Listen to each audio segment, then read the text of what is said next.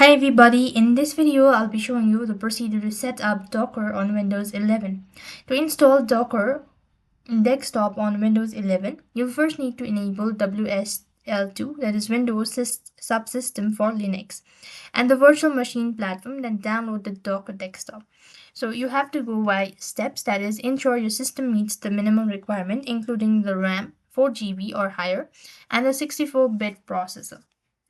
You also want to make sure to open the PowerShell as an administrator, then run the command prompt where you need to type in dism.exe slash online slash enable dash feature.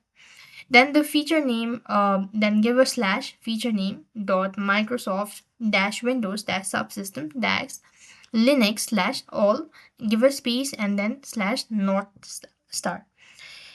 After which you want to restart your computer, then run the command prompt once again, that is WSL, give a double dash set dash default dash version 2 to set WSL 2 as a default. And once you've done this, you've successfully set up a Docker on Windows 11. I hope the video was helpful.